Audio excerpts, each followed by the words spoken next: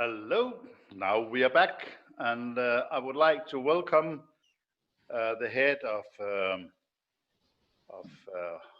CIRKEL Energy, um, Mr. Niels Martin Jørgensen, and he will tell us about small wind local energy buffering. Please, Niels Martin, go ahead. Okay, so my presentation is up. It is, yes.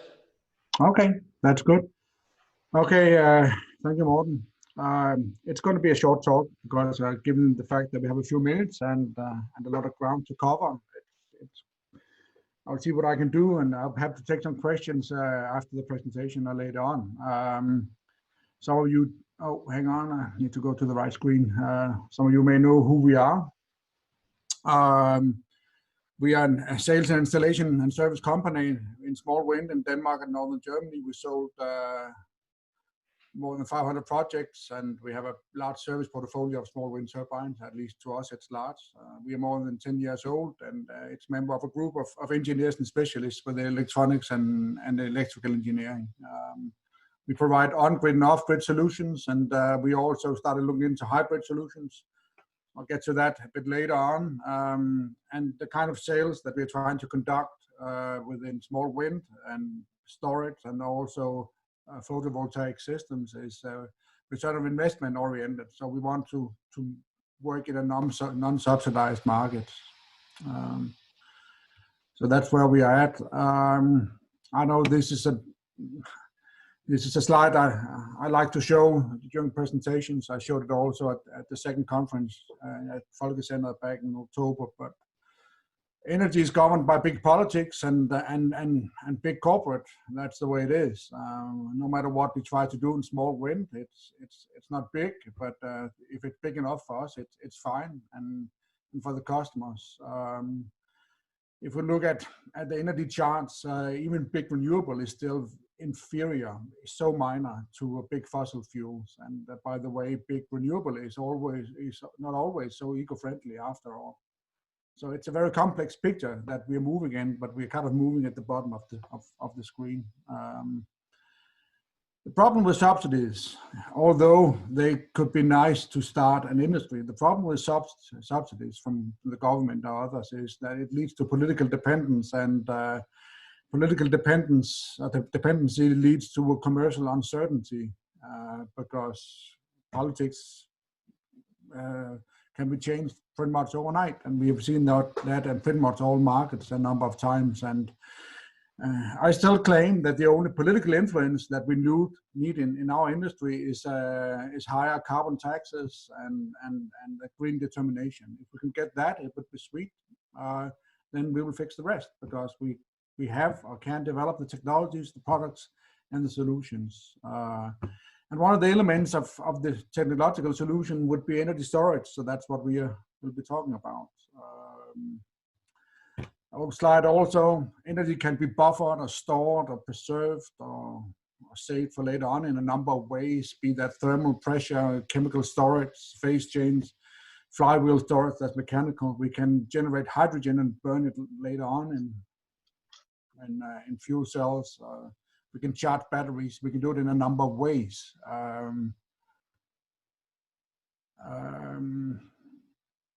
And we work increasingly with hybrid systems.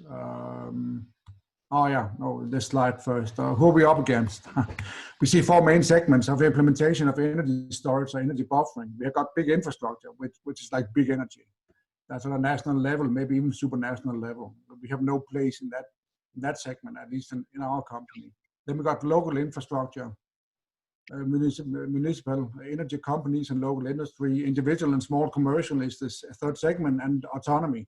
People want to go off-grid, for some reason be independent. That's a fourth segment. And we work in segment C and D and partly in segment B. I know this segmentation can be disputed, and it's normally being disputed, but at least that's one way of quantifying the market and the opportunities that we have to build a sustainable business. One example of a hybrid system, I showed this the last time also, is that we have a couple of 100 kilowatt wind turbines. Those would be from from Northern Power Systems, formerly Vermont, now in Italy. We have some consumption. This is in German. I apologize to those who don't speak or read German. We have consumption and critical consumption. We have charging of electrical cars. We have a 100 kilowatt converter and a huge flow battery on the 400, 500, 600 kilowatt hour scale. Then we got an electrolyzer and a hydrogen storage facility. We've got fuel cells and a converter, and we can refuel a hydrogen driven cars, by the way. This is for a small town in northern Germany, and they have this pilot project that they're pursuing. But it's a hybrid system, so we need power management. We just don't put up the machines and hook them up to the grid, and then we're all done. So it gets fairly complex at some point.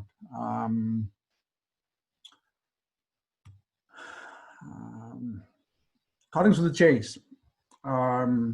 In order for energy buffering, in connection with small wind turbines to be profitable, we need some special circumstances. Either there needs to be no grid, or we need customers who really want to be off grid, or energy buffering could be used as part of a local energy balancing scheme, be that on energy or reactive energy on the grid, which is fine. But we are still talking about small energy systems compared to grid capacities. It's quite tough to make it profitable, at least in most developed countries, to make it profitable in terms of being able to compete with the costs of available electrical energy from the grid. I mean, in Denmark, we may pay roughly 30 euro cent per kilowatt hour as private consumers, but industrial consumers pay as little as 9, or maybe in some cases even lower, 9 euro cent per kilowatt hour. So while generating green energy may be affordable, or is becoming more and more affordable now, storage is still quite costly, and it takes some special cases and special circumstances for the customers. At the end of the day, for the customer to want to invest in battery storage. Of course, hybrid systems, including energy storage, will become dominant at some point. But there's a spelling error. But I think we see that the first need will be short-term energy balancing in grids to avoid penalties from the grid for having a non-symmetrical or non-active loading of the grid. But that's pretty much it. That's what would be paying for that energy buffer, not the fact that you can store some energy and consume later on. What we need to do is to change, in order to work in the hybrid market, what we need to do is to change from being resellers, at least our business, or manufacturers for that matter, of machines. We need to change from that to be providers of infrastructure and solutions. And that's going to be crucial for us to be able to move into real energy storage. We need to get more industrialized. We need to be able to embrace more technologies and understand more. Niels from Obertal mentioned that they have projects where they're looking into local energy buffering with batteries, but it could be thermal, it could be a lot of other things. So hybrid systems means obviously that we need to be able to manage the load cycles and variation in load cycles and production or generation cycles. They must be known, and they must be to some degree controllable. So that's a power management system. It's not difficult, it's just pretty complex at the end of the day. Also, in order to maximize utilization of small wind turbines, as well as other energy generating technologies, we need to look more into consumption buffering. It may be a slightly strange term, but one example, wastewater treatment plants in northern Germany, when they expand the facility, they expand the capacity, and they make the investment. Why not make a circulation, I don't know the English word, but a buffer tank for wastewater, which is twice as big? Because that means that they can temporarily store more wastewater waiting for high wind conditions to provide green energy for the for processing of the wastewater. It's just one example. We got thermal storage in private homes. We got ventilation. We got a lot of potential consumption buffering opportunities. But for that to happen, we need to look into somebody. We need to find someone who wants to be first movers, who can support us, integrate this, develop and integrate this into new infrastructure or present infrastructure. And we need regulations, preferably some regulations that can help us push things. So I'm back to the legislation. We want political influence there after all. And the problem with this is that the classical operators in segments A and B, I mean the big energy providers and the local ones, they're going to push back on this because it's going to cost them money. They're not going to grow as fast. They're not going to be able to make as much money potentially unless they decide to do this themselves. But they're not small wind. I am. Also, there could be some tax revenue interests that would fight against that. We have seen that also. Green taxes in Denmark are more than, they're roughly 2/3, almost 2/3 of the consumer cost of electric energy. Green tax and VAT. So the state basically has zero interest in people not consuming carbon-based energy. Okay.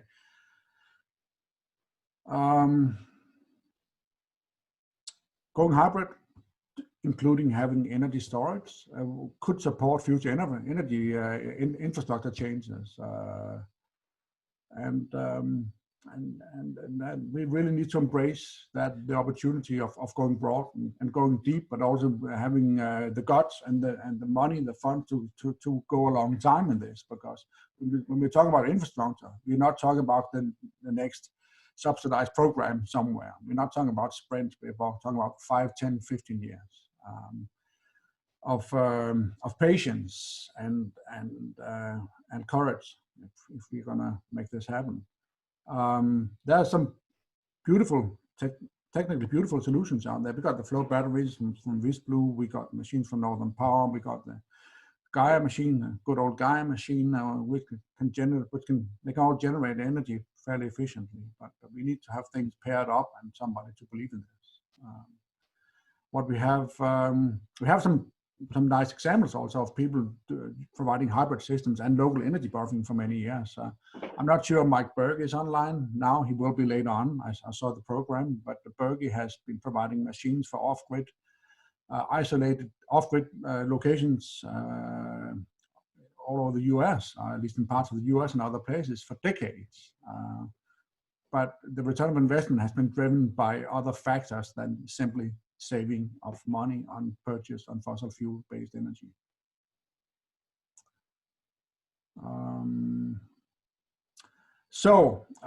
That was pretty short and sweet. I'm not sure it was a real presentation, but at least it was some statements and some views on how we look at things. But basically, let's embrace the new technologies. Let's work together to see how energy buffering and along with other needs for developing the small wheel industry, how energy buffering can be implemented in a profitable and sustainable and trustworthy way. Am I on? Thank you very much, Niels Martin. I would hear if there are any questions for Niels Martin Jørgensen about this matter.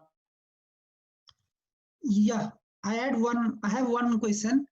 You told that big renewables are not totally eco-friendly. What does that mean? Oh, it means, for example, in Germany, big renewable is not always considered all that eco-friendly because you may reduce carbon emissions, but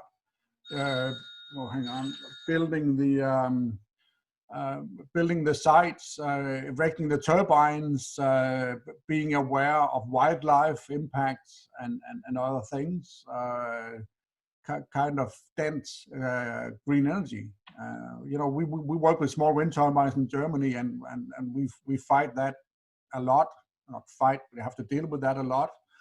that people don't think the wind turbines are all that green, and I cannot even imagine what big wind turbine site developers have to go through to erect wind turbines. So that's one example. I'm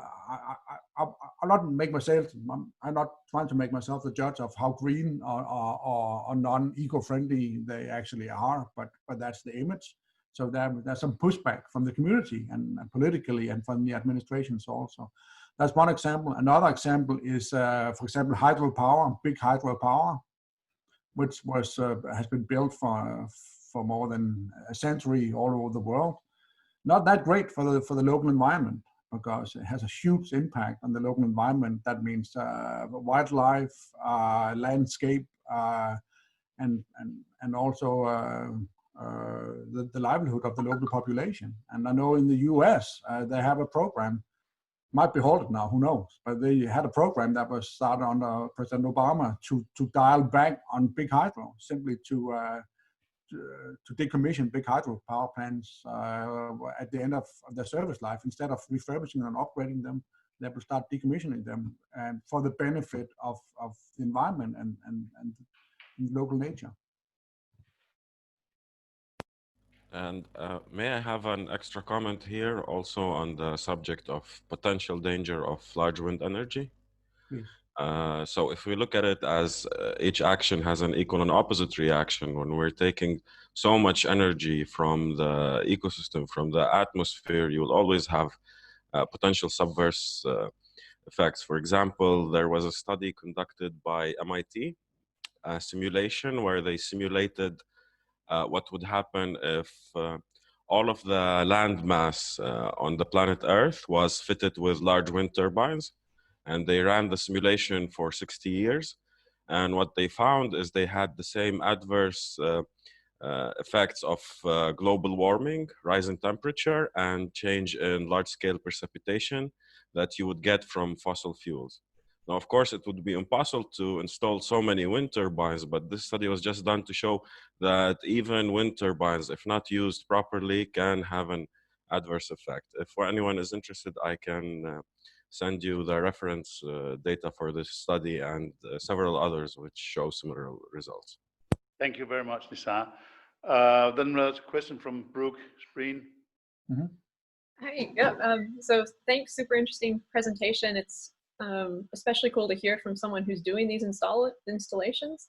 I was wondering how often you get requests for the super small turbines, so whether it's on a rooftop or a mast or whatnot. So are people coming to you asking for these, or is it more the megawatt? Yeah, no. I mean, we are small wind, so we are working in the sub megawatt range, definitely. Okay, yeah. Our main product line is 10s, 25s, and 100s. Okay. So that's for local industrial generation only. That's our segment. We do get a fair amount of requests for the micro turbines. We have been looking at that a number of times, but having set our mind on operating in a return of investment type of customer segment, micro wind is not interesting to us. We can, of course, always provide some wind turbines, but some small ones, or get some ones, but some small ones. But honestly speaking, it's unprofitable for us. We've done it a few times, and it ended up costing us money every time. And we do have red tape to cut. I mean, but even small wind turbines, at least in our markets, need to be type approved. So when you're saying that you're losing money on the installations you've done, can you highlight a few things that would need to be improved to make that not the case? Yeah, no permitting, or very simple permitting, even for machines up to 40 square meters would be nice. The type certification should be. It's not that difficult, not that complex, but nobody wants basically to CE mark the machines. So that could cost some money, and then the cost of the electrical connection is pretty much the same for a 1 kilowatt machine as for a 10 kilowatt machine. Mm-hmm. So the fixed cost in the project become disproportionately large compared to the total project value for us. So we stopped doing that a while ago, but we get a lot of requests actually. That makes a lot of sense. And just to clarify, when you say no or simplified permitting, you're asking that the regulation should be set up such that this permitting is not required? Either not required or made a lot simpler. So you basically you register, you have the turbine, and then the local permitting office, they can choose to go and check up on that or not. Yep. Cool. Thank you very much. Appreciate it. You're welcome. And thank you very much, Niels Martin. It was very good to go in to see what, as an example, what you're doing in your company, and actually to spread the experiences you have. Thank you very much. Yeah, you're welcome. And I hope that you'll have the chance to stay on. I don't know. I know you're a very busy man, but in the afternoon at 3 o'clock or so, we will continue where there's an open forum, and we hope that you can participate at that time. Oh, definitely. I'll be staying online for the rest of the day. Sounds good. I'm really pleased to hear. Yeah.